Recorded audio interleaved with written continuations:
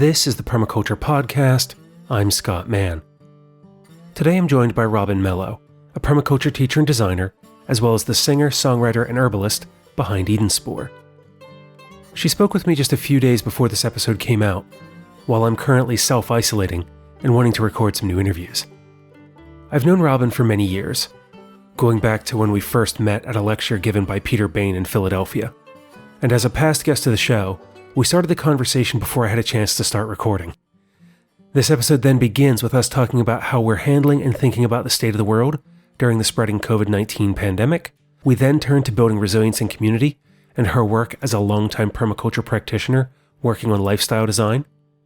She shares how early motherhood has changed her perspective on future care and what we need to do to move away from a place of fear as we trust ourselves and one another more deeply.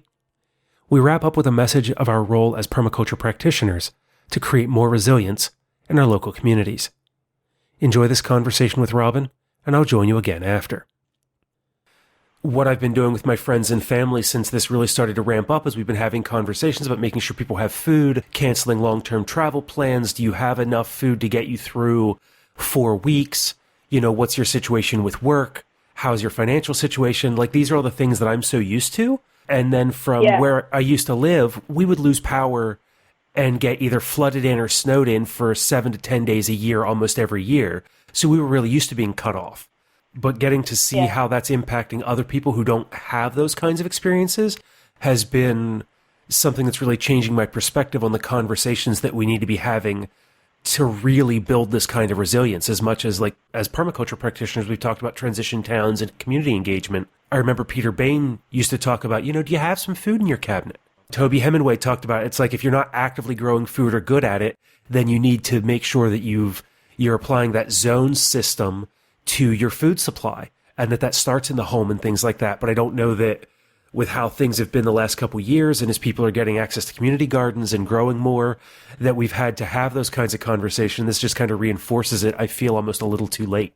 I mean, I've had thoughts about myself even, in terms of it being too late, because I have, I've spent a lot of time and have been designing my life and my systems in such a way that I'm always looking at the slow and steady growth model, right?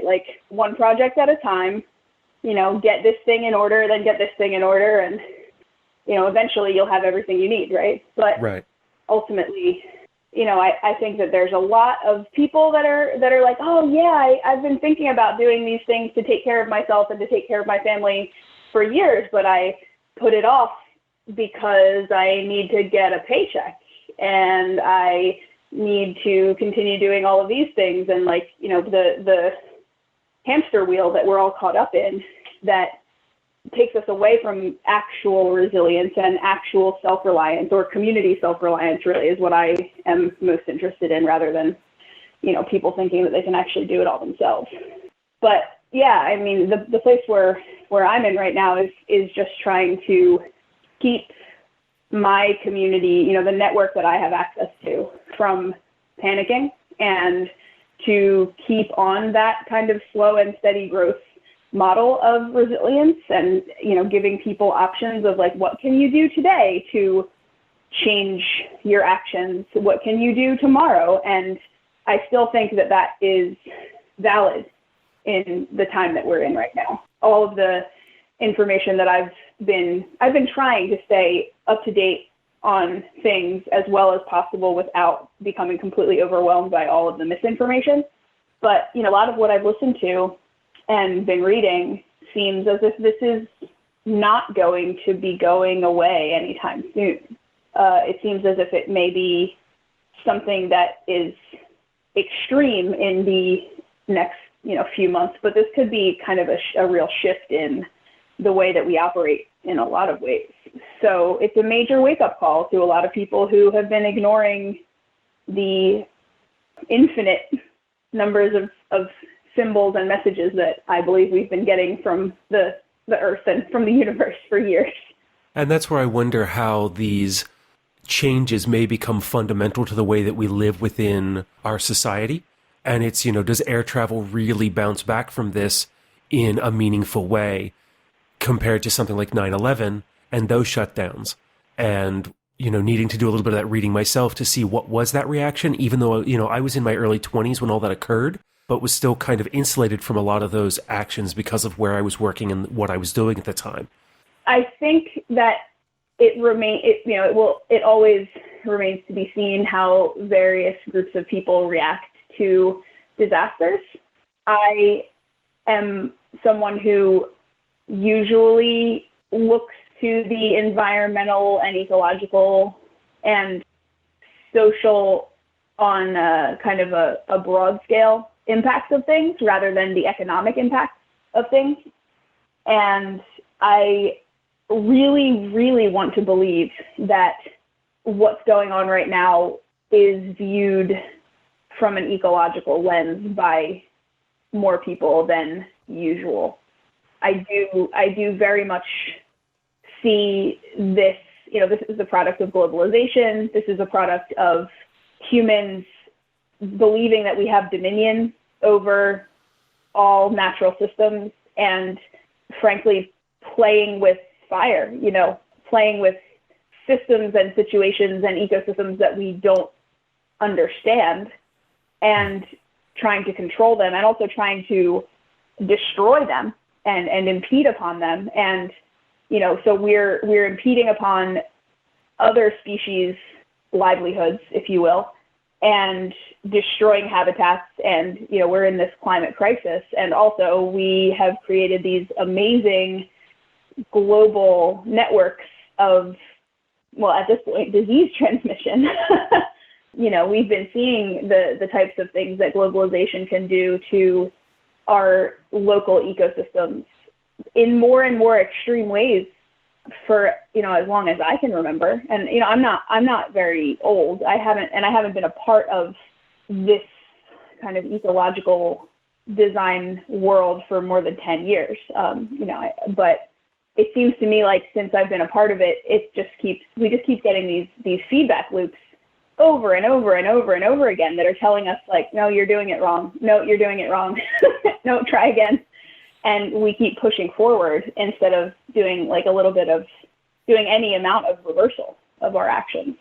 And, like what we're just to take, another example of this extreme thing that we're experiencing in our ecosystem, yours and mine, is the spotted lanternfly.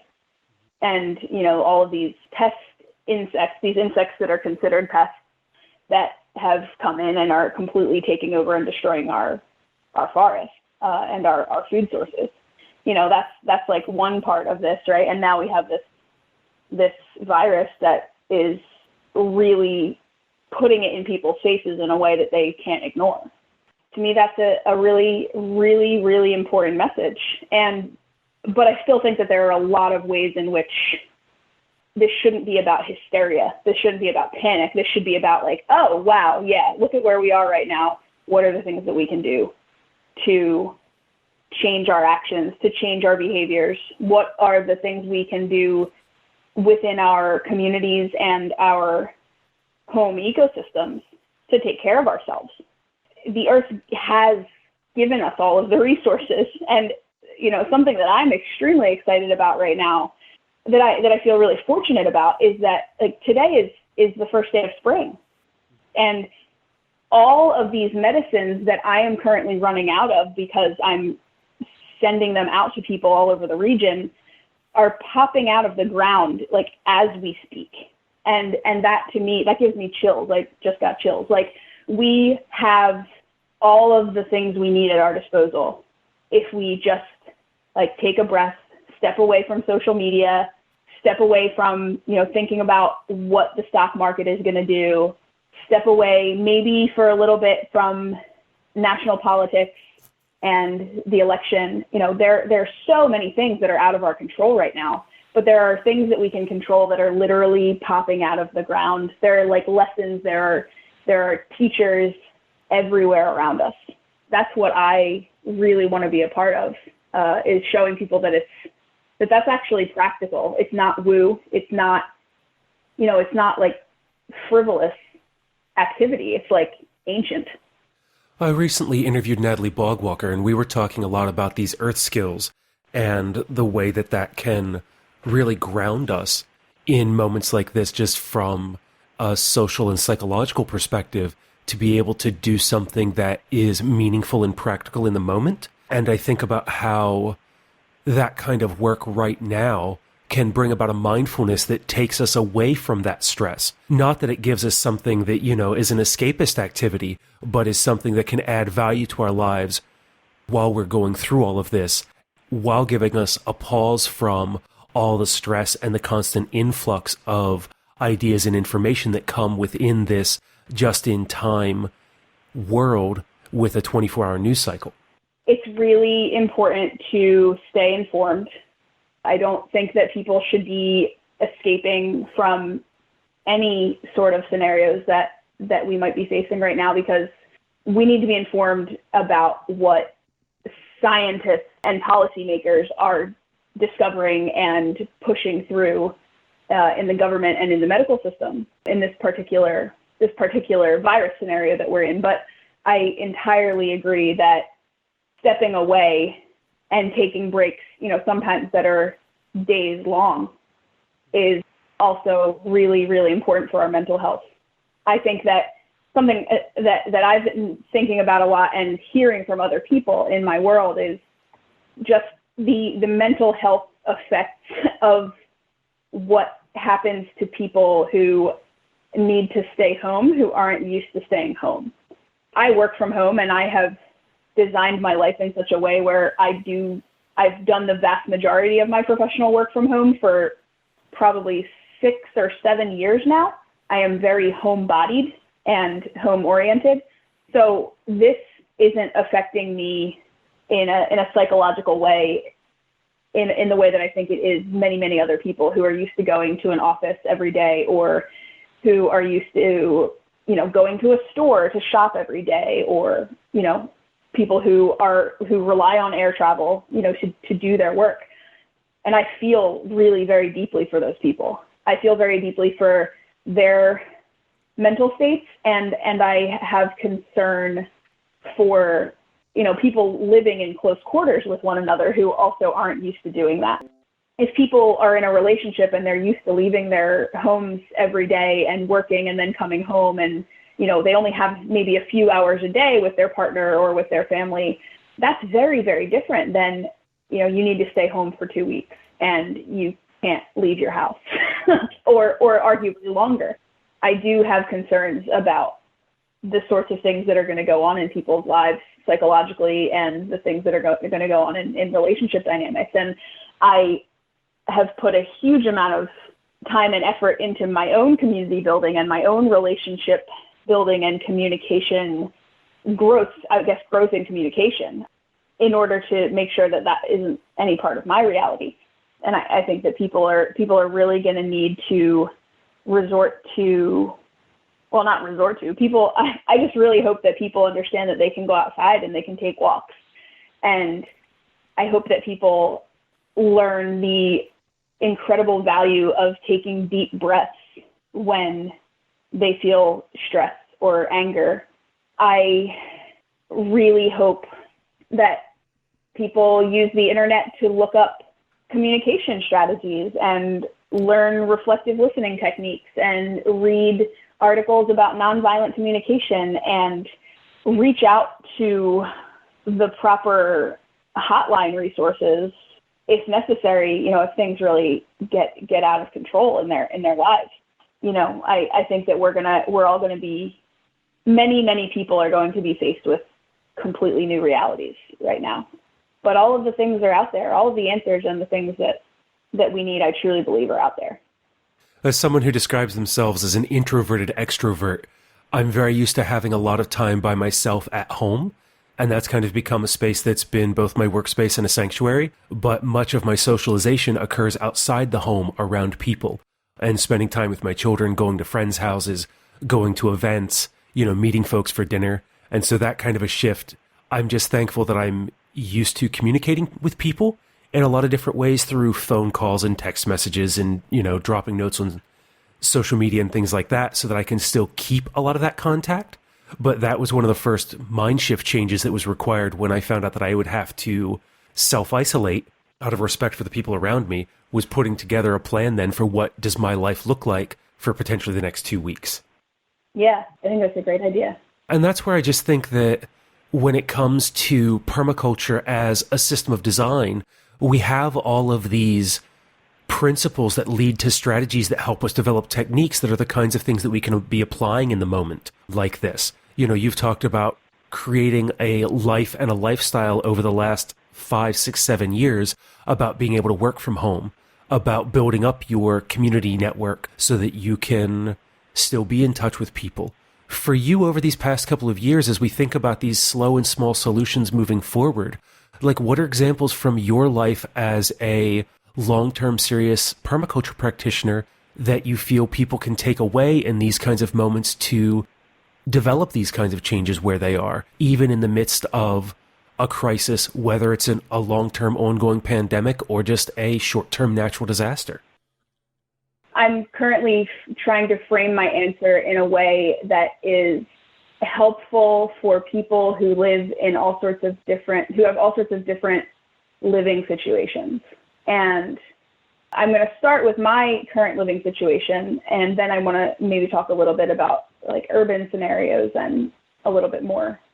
Some of the things that have been really useful for me have been thinking, most people need human interaction on a daily basis.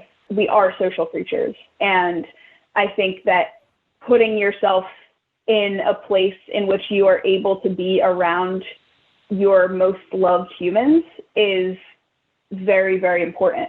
I have done that. I have done that here in the place, I currently live with my partner, but I also live on a block with 8 of my other very, very close friends. And within a mile of me, there's another, 6 of us.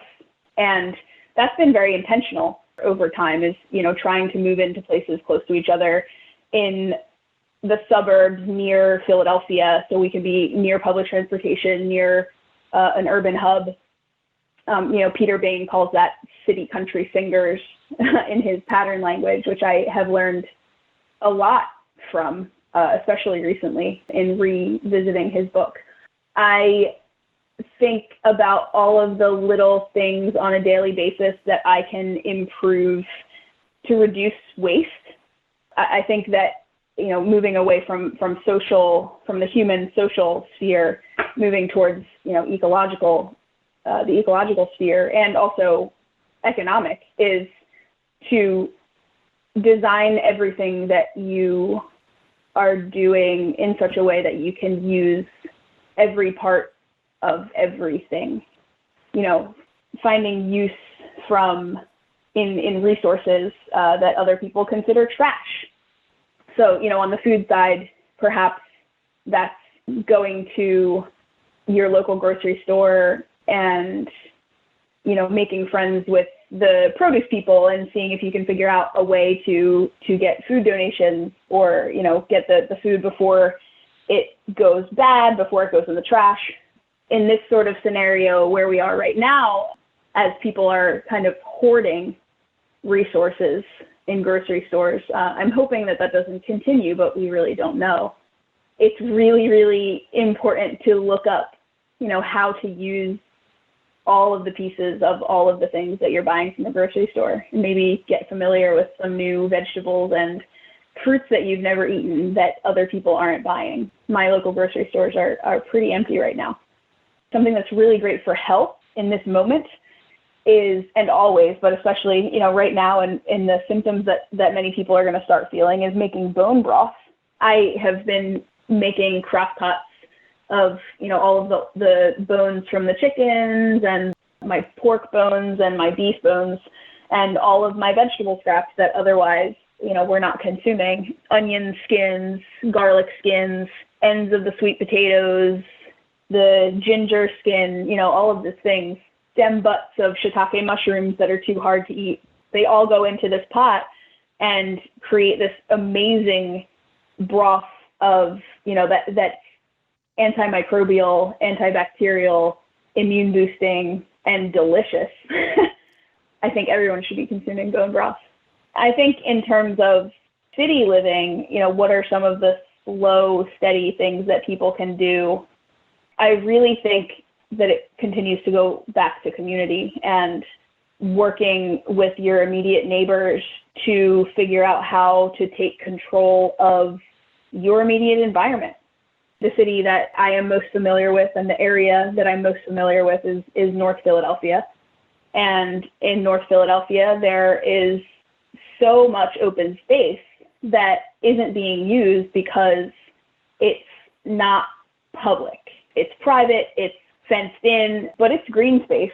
And in a time like this, we are going to learn, I hope, as people more and more, that the idea of neglected property, someone owning a property and neglecting it and just sitting on it and not actually making use of it, means that they probably just shouldn't own it. They shouldn't actually have rights to it. I think that when you're talking about vacant property in a major city in the middle of a crisis, or potentially like a national shift in consciousness, which is what I'm hoping for, I think that these spaces need to be made available to people to grow their own food and to be in community and to be outside, to preserve their mental health, to learn about the species of plants and animals that are around them, to build soil in a world in which our soils are depleted and toxic. I think that it's really, really important that we start thinking about property in a different way in that regard. And I have always thought that. I've been feeling that way and saying that for, 10 years now. So if I remember right, when you were still living in Philadelphia, didn't you work on purchasing or gaining access to a piece of abandoned property near where you lived? I was a part of doing policy work with the Philadelphia Land Bank for a few years. And the city of Philadelphia has put a lot of effort into trying to figure out what properties belong to who and how, who's up on their taxes and what needs to be put back into, public hands or, city-owned, city-controlled hands. And that there are a ton of urban gardeners and housing advocates and, social justice workers who have been doing a lot of work with the city government and various agencies to figure out how to make best use of all of the vacant properties, the vacant land and the vacant houses in Philadelphia. Yeah, and I had a fair amount to do with a lot of that work. I learned a lot and tried to be an advocate for years. So we've touched on like kind of the current mindset and some of the things that you've done to get where you are today. And of course, in addition to that work on policy with the land bank, I've got earlier interviews with you that I can link to for people who want to hear from like the Philadelphia Round Table that we recorded several years ago about that one-on-one interview that photographer John and I came to your house when you were still in Philly and recorded so that people can learn more about where you come from.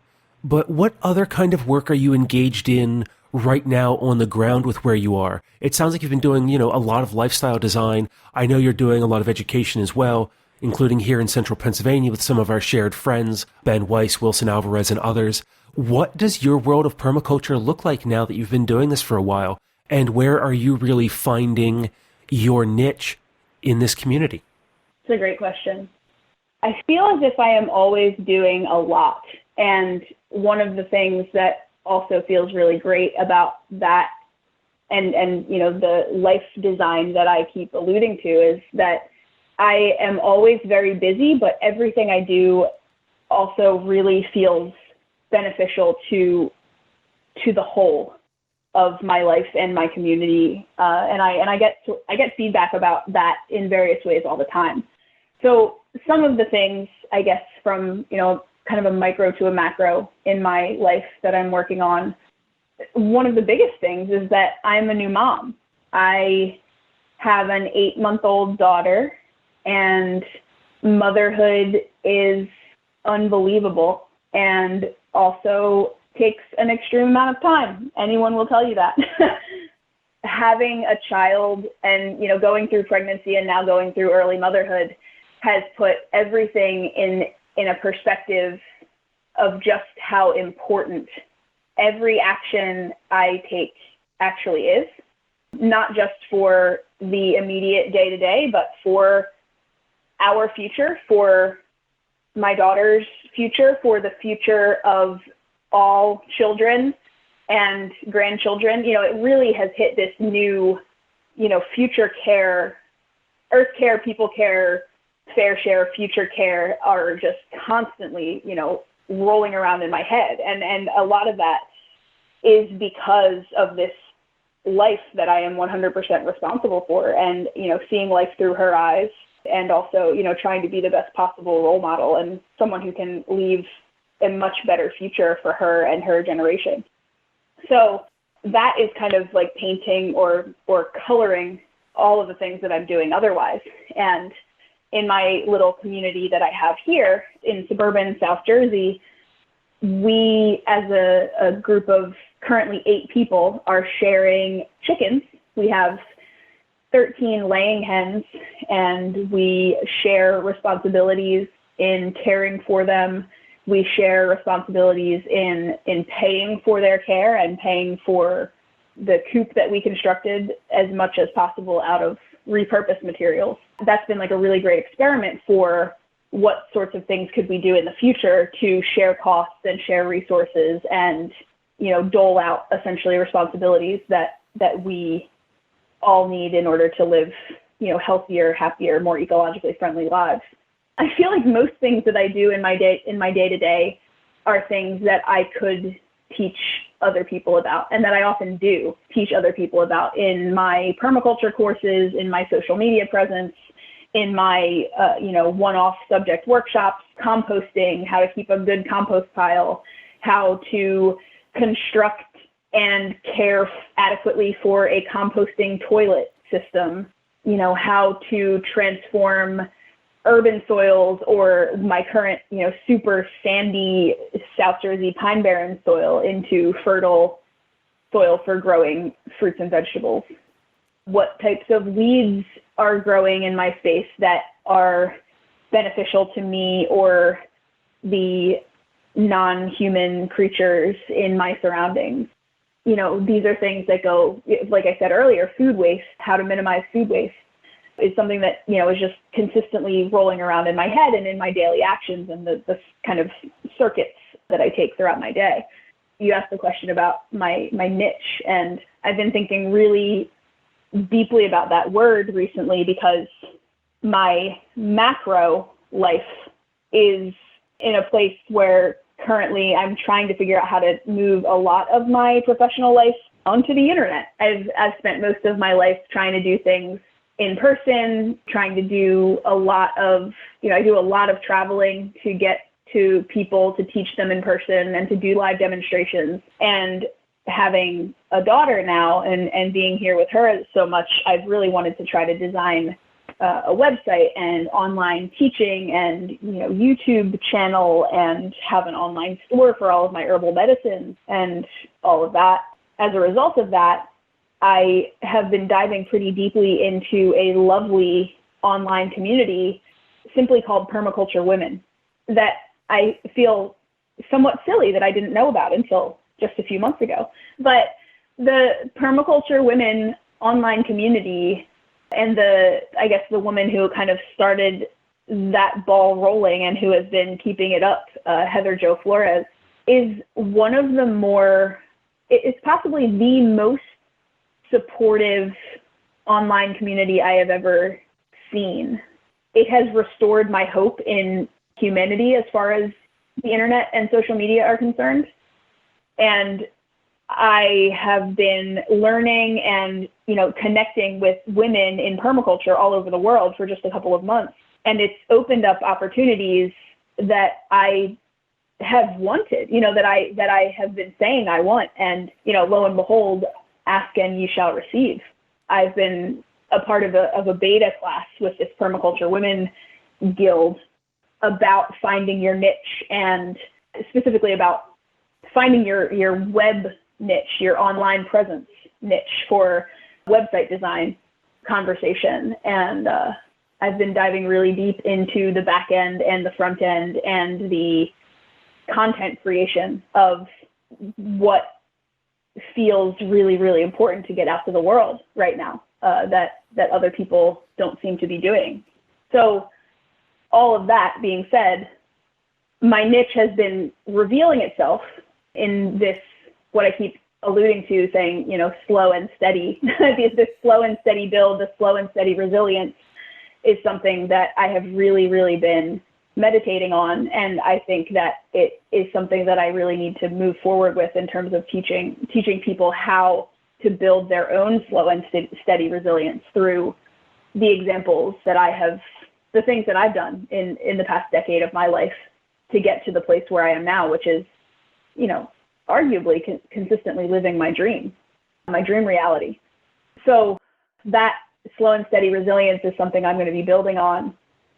And this health crisis, arguably much more than a health crisis that we are going through right now, has really opened up my eyes to my niche as a community healer.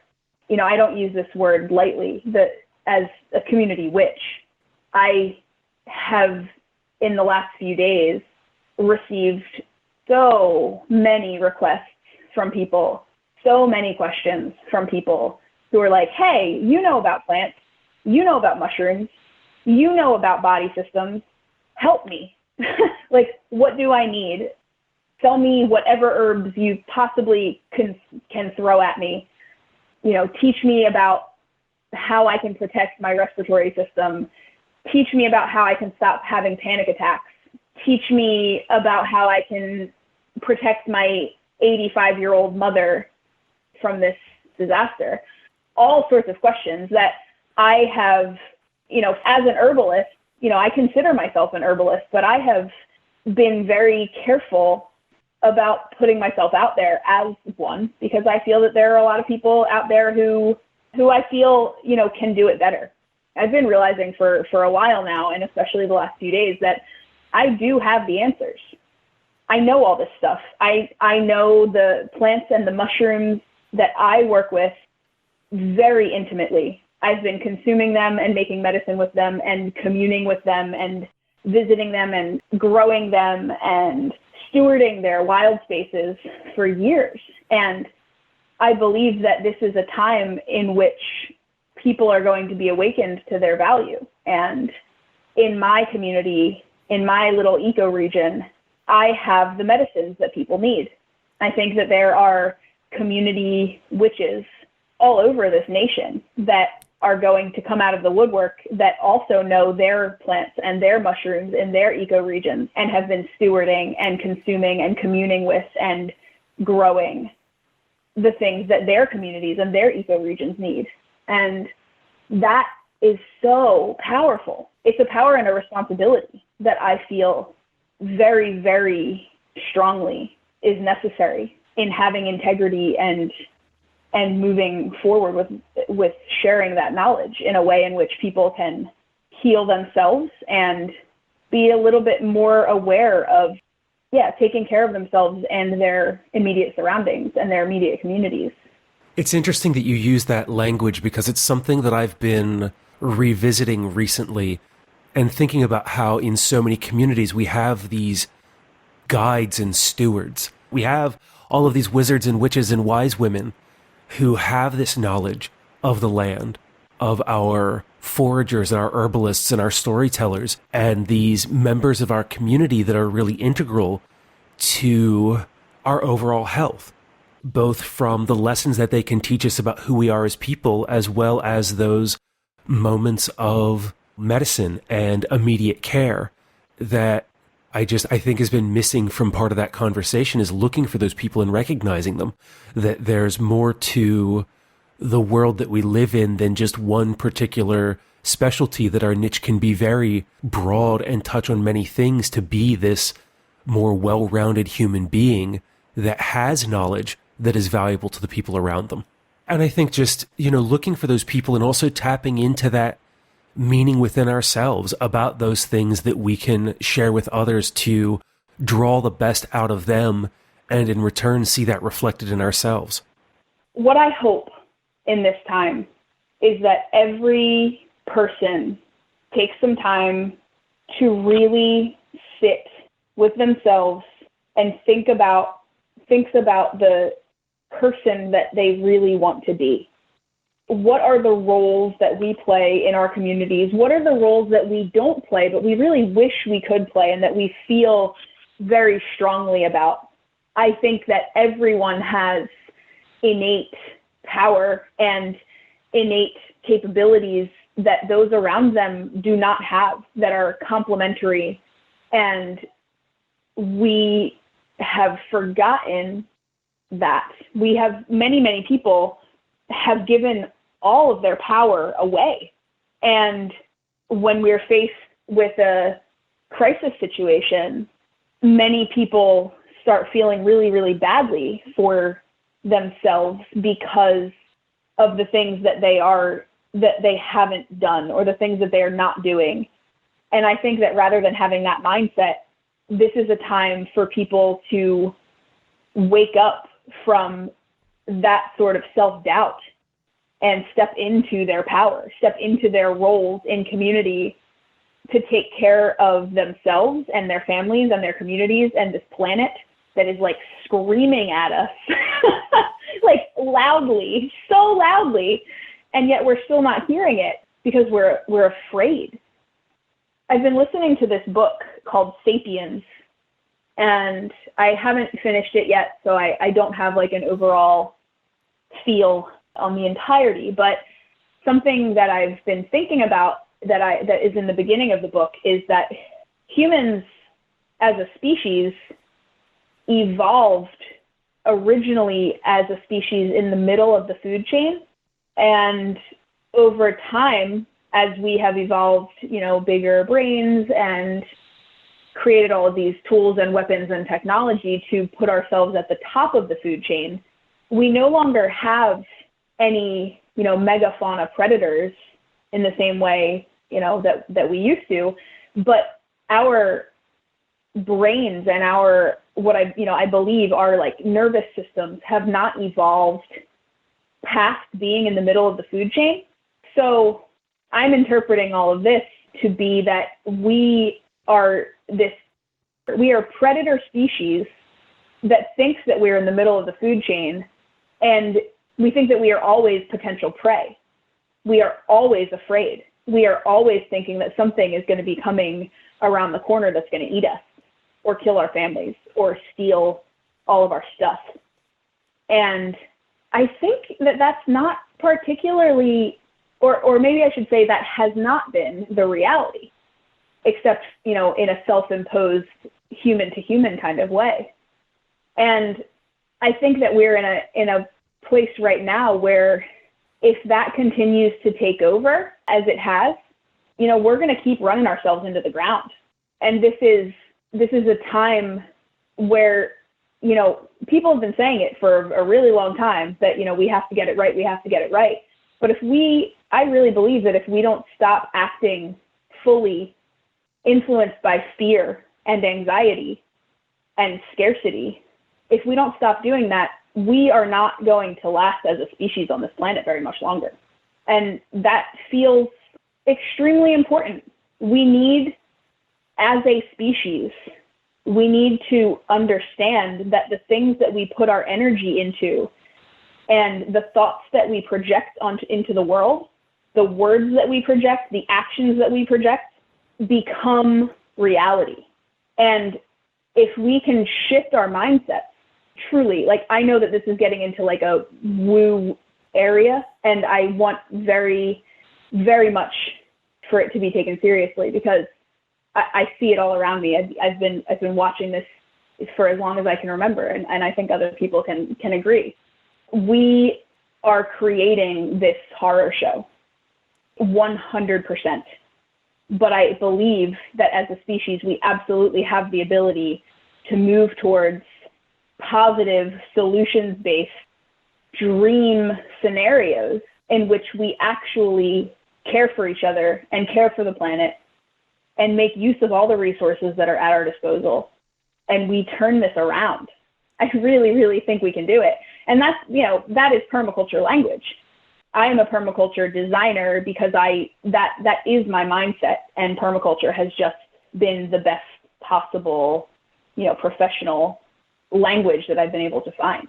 Well, and it's going through, as I came to permaculture during the Y2K period and disaster preparedness, then going through it in the early 2000s and building kind of like my cohort of friends around me as a support structure, I kept coming back to permaculture because it was the one thing that made sense.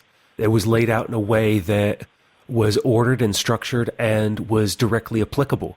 That once some of those basic ideas of, having some food and water on hand, having some plans for what would happen if I needed to shelter in place for 3 days or a week, or I needed to, get to someplace safe because of a disaster of some kind, that it was, what are these bigger ways that we can create something really meaningful within our community?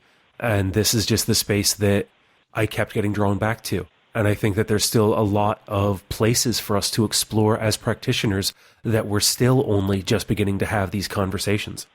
Yeah, I think that this is a time, arguably it has been the time, but this is a time right now where people who are ecological systems thinkers need to continue coming out of the woodwork and shouting at the top of our lungs. I think a lot of times some people might perceive that I'm the type of person who shouts at the top of my lungs all the time, but I don't actually feel that way. I think that a lot of times I don't value my opinions and my thoughts enough. And a lot of times I do stay silent when I see and hear things that I disagree with. And I don't think that this is a time for that anymore. I think that there are a lot of pretty serious injustices that are already taking place in this pandemic. Injustices that were already there that are just going to continue compounding, that we have to be really vigilant about, in addition to all the things that we need to do to just survive on a day-to-day. I think that the way that permaculture designers and ecological designers and systems thinkers operate, the way that we see the world is really important to convey to others. Well, Robyn, I've always enjoyed the time that we've been able to spend together in conversation and the handful of times we've hung out in person, and your perspective on the world and permaculture. Though I'd love to end with what you just shared with us, I of course always like to give a moment for reflection and final thoughts. So is there anything that you would like to share with the listeners before we draw this to a close? Thanks, Scott. I've really enjoyed this conversation as well, and the opportunity as it presented itself. I'm really, really appreciative of being able to get my thoughts out there in this manner. I think that one of the things I want to end with and perhaps reiterate from earlier in the conversation is the importance of our communities, our immediate communities right now. I think that this is a beautiful time in which we can begin exploring actively what local economics look like, sharing our resources, sharing our abundance with those people who are closest to us, I think is going to illuminate and change a lot of people's mindsets. And I also think in that same vein that we have all of the abundance we need right around us, and all of the power that we need to survive and thrive is all right around us and within us. And we've created this globalized world, this globalized society, and we have forgotten the things that are literally staring us in the face when we put our screens away.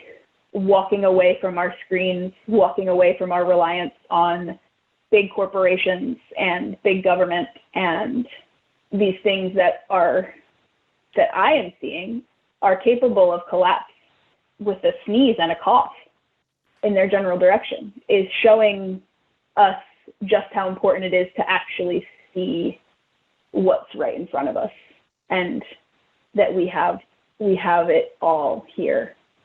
Right here, right now, is the abundance that's needed to live a rich, filling, and abundant life. Yeah, and I think that if there are people around us who do not have abundance, there are a lot of people right now that are in need. There are a lot of people always that are in need.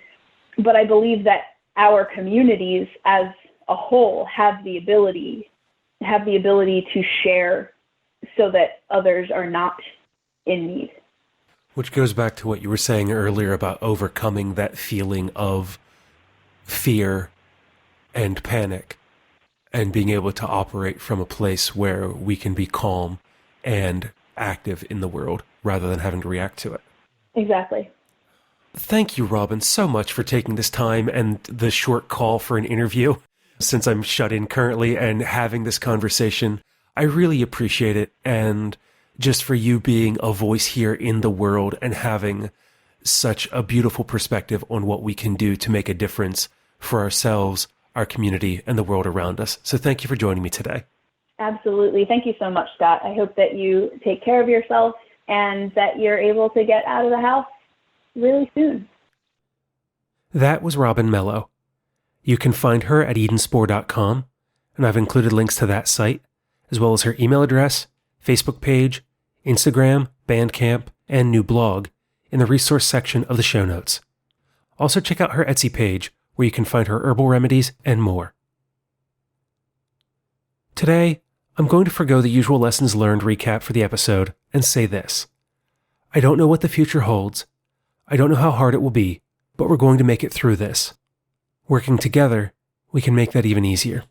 So whatever you're going through, leave a comment in the show notes to share with the podcast community so we can help you. You can also let me know what you're experiencing, and I'll do what I can. Email show@thepermaculturepodcast.com or write The Permaculture Podcast, P.O. Box 16, Dauphin, Pennsylvania, 17018. Whatever we face in the world, we can find strength together while taking care of Earth, ourselves, and each other, and each other, and each other, and each other, and each other, and each other.